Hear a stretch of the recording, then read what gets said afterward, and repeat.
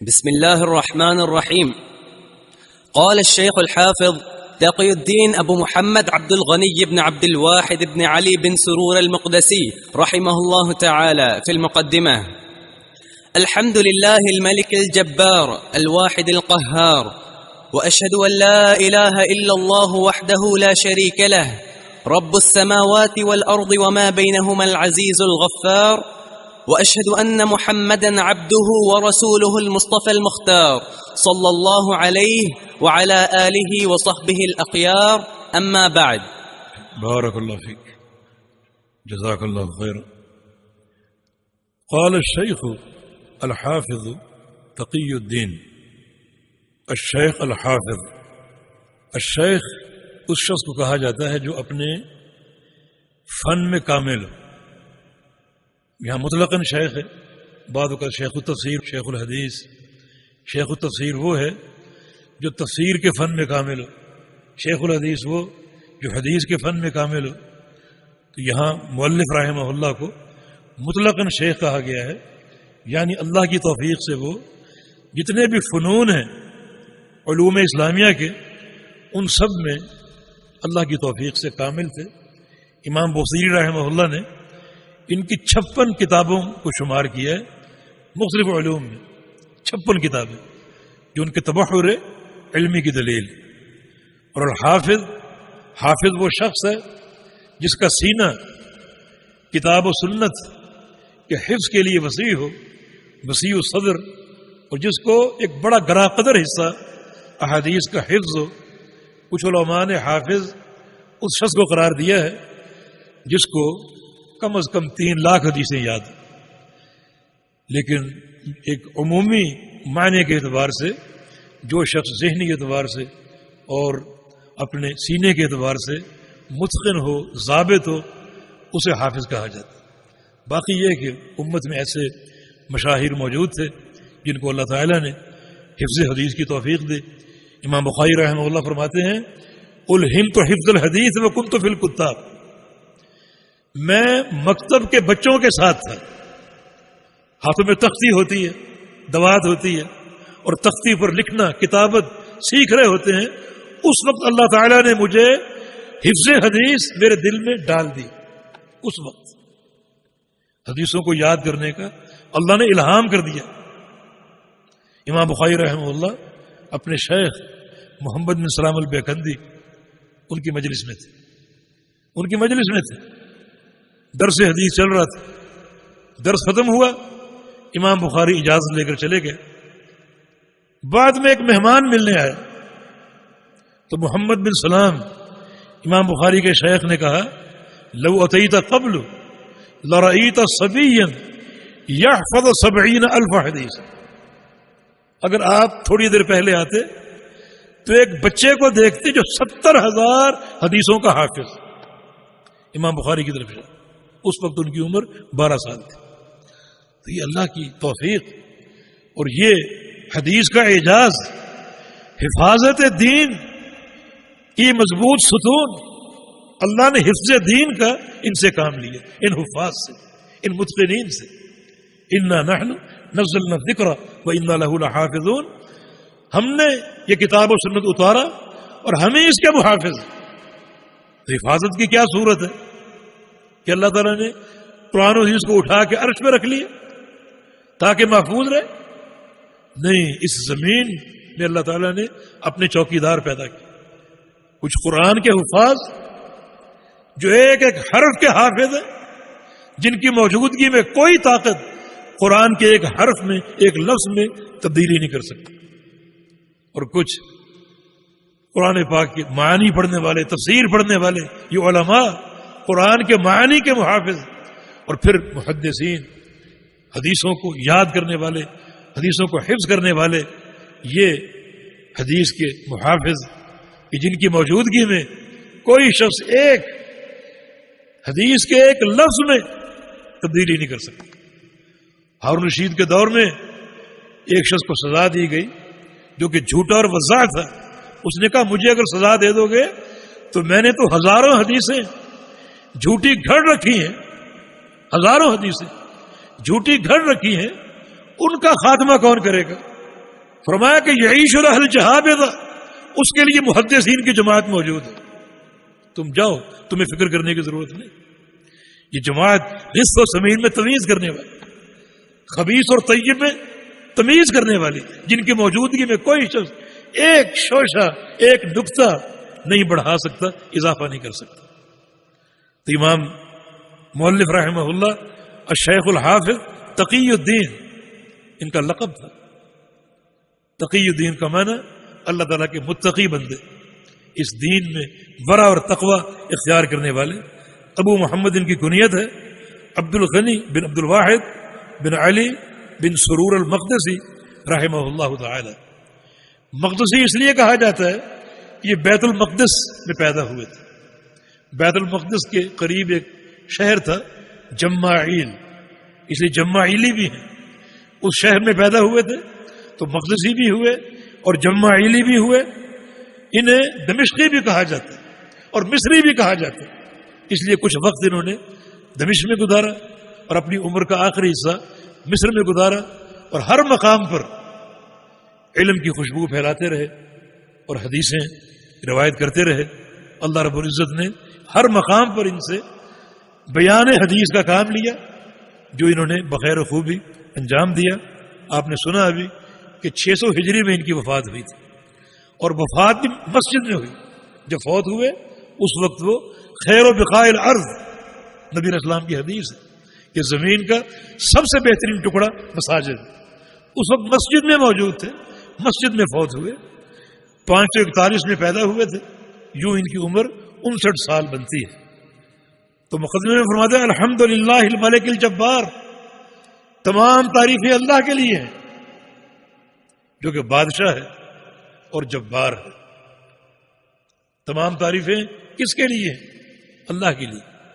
یہ عقیدہ ہے سب کا، بڑا اہم عقیدہ ہے. رسول اللہ صلی اللہ علیہ وسلم کا فرمان ہے والحمدللہ تملأ، ایک بندہ الحمدللہ کہے، اس کے اس عمل سے اللہ کا میزان قیامت کے دن بھر جائے گا.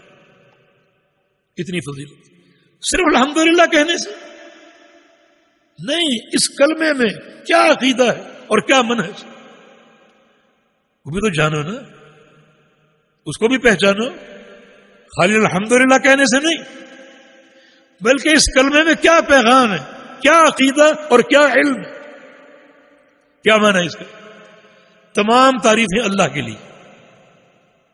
الحمدللہ، الف لام برائے جنس، جنس حمد اللہ تعالی کے لیے.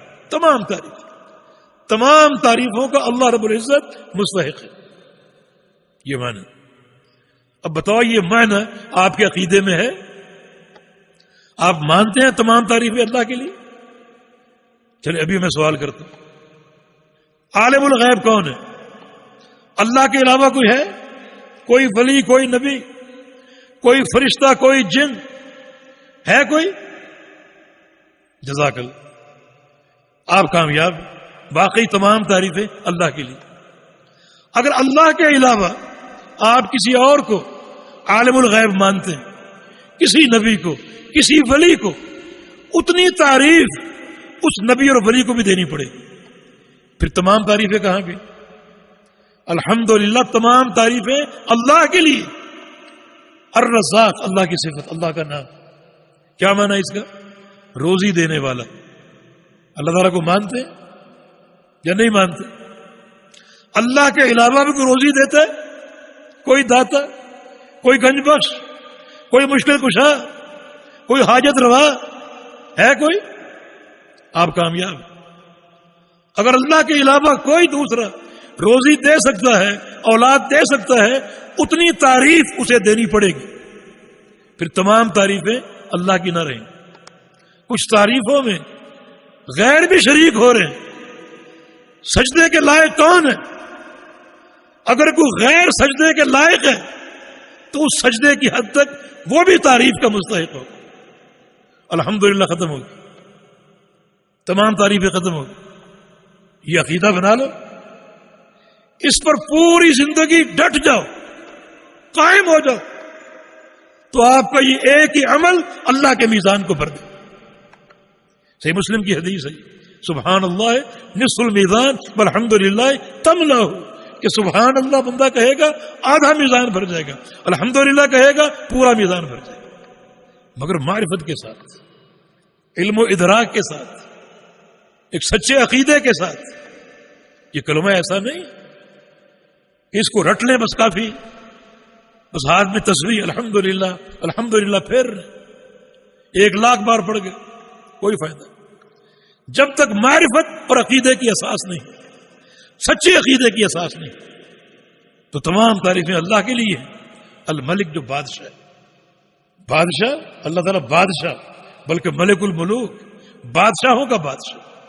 قل اللہم مالک الملک، وہ شہنشاہ ہے، ملک الاملاک ہے، ساری املاک کا بادشاہ، ساری املاک کا مالک۔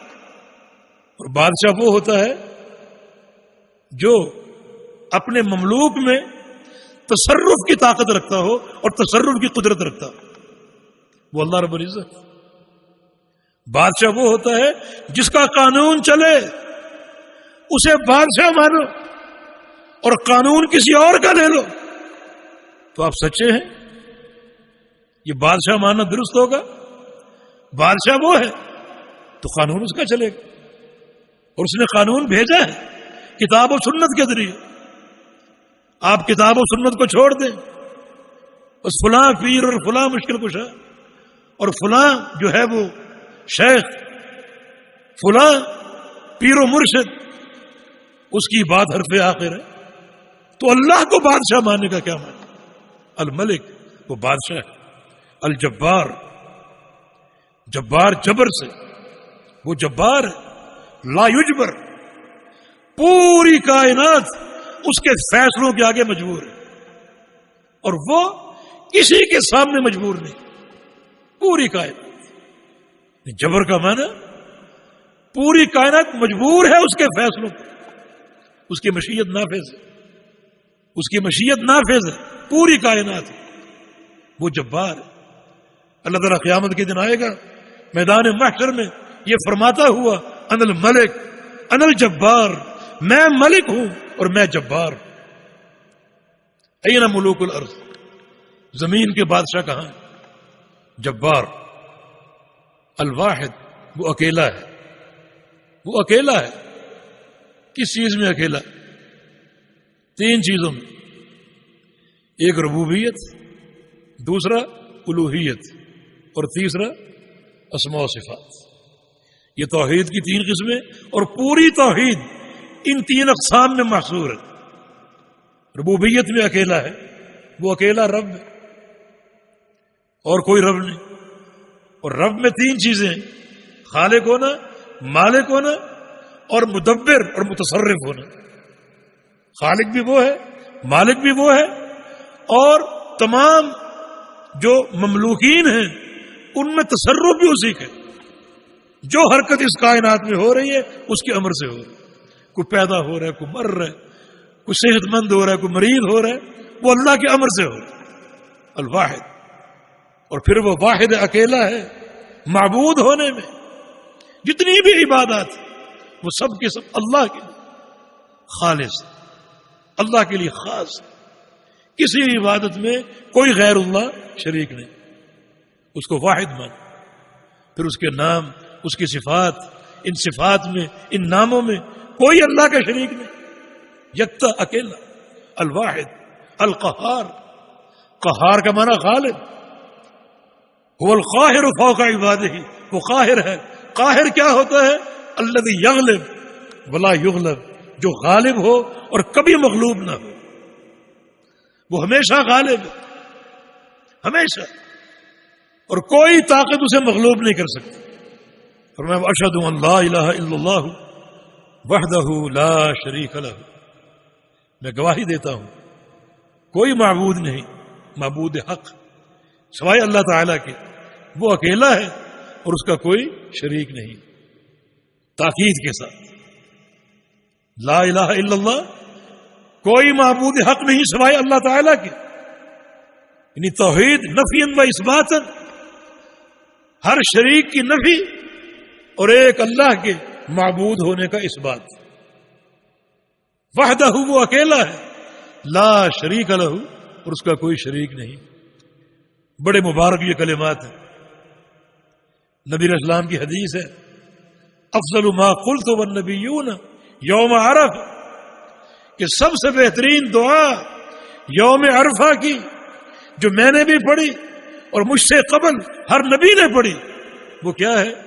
لا الہ الا اللہ وحدہ لا شریک لہ، اور آگے لہ الملک ولہ الحمد وہو علی کل شیء قدیر۔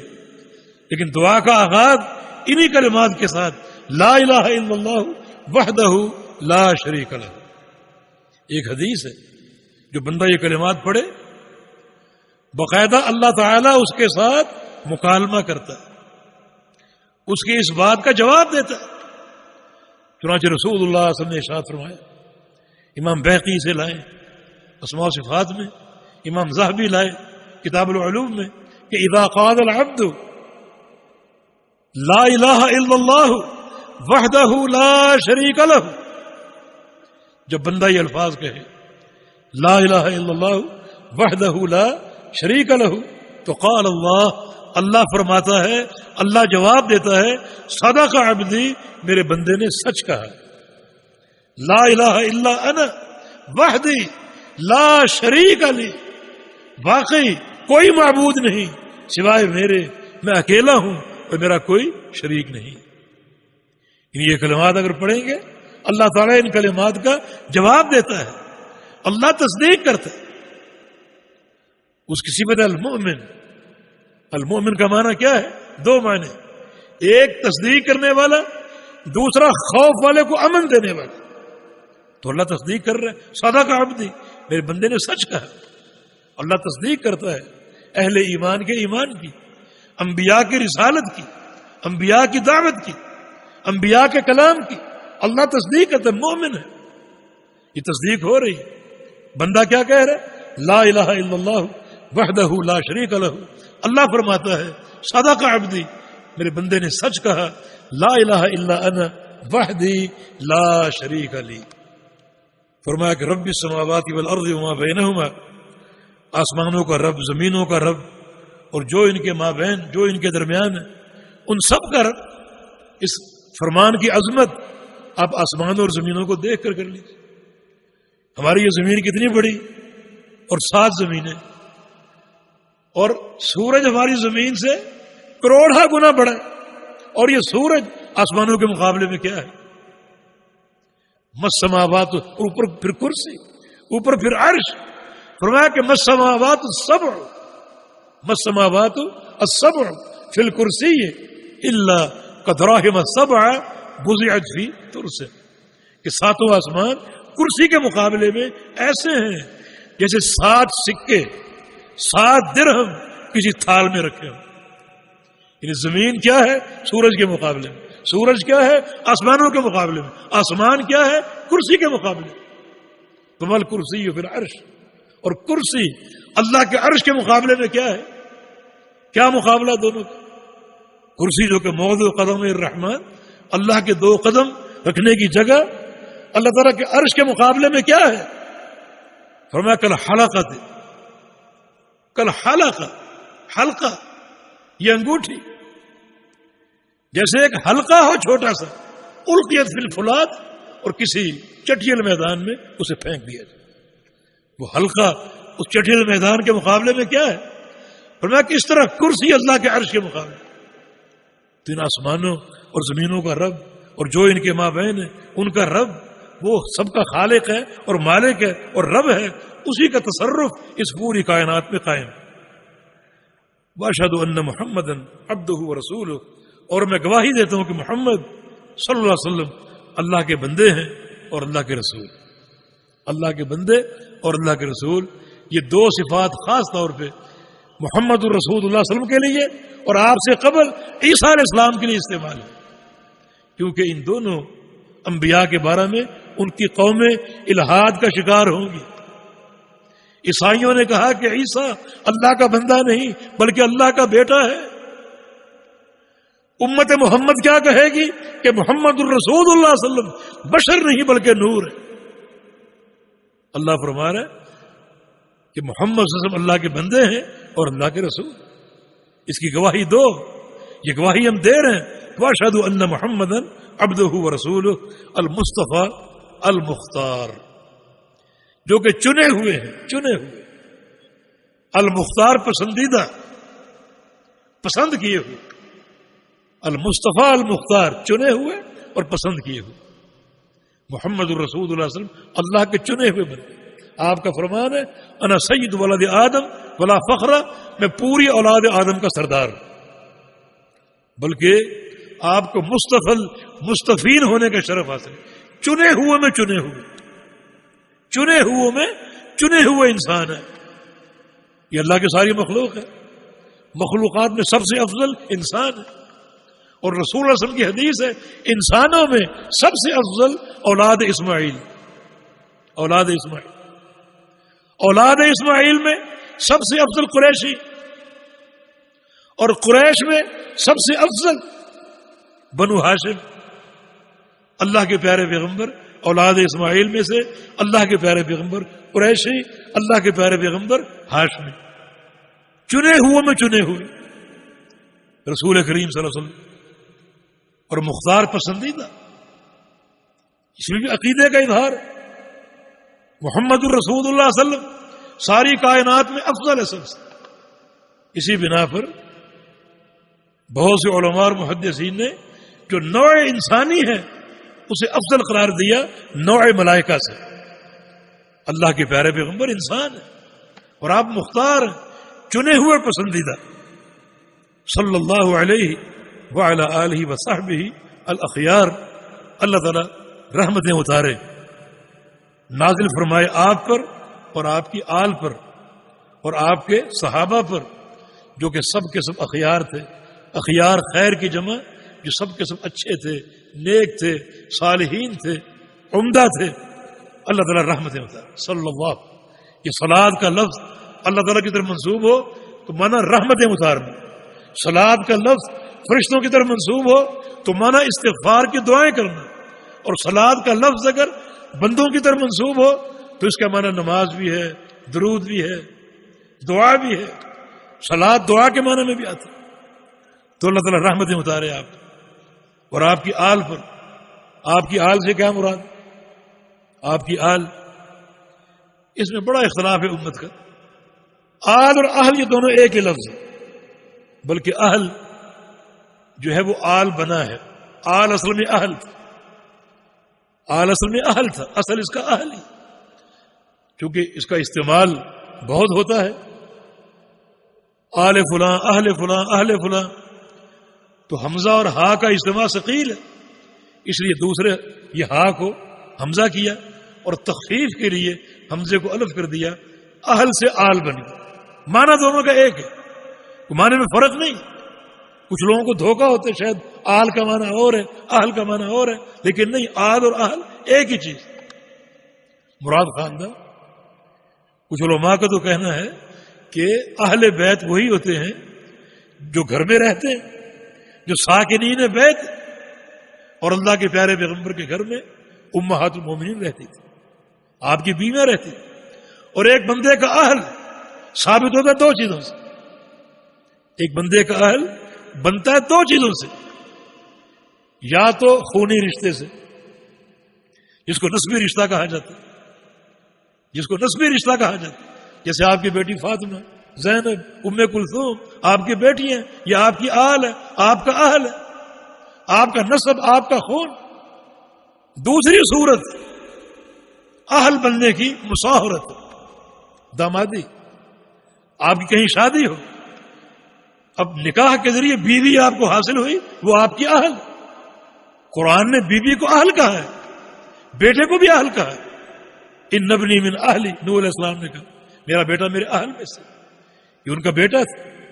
اور موسیٰ علیہ السلام نے اپنی بیوی سے کیا کہا؟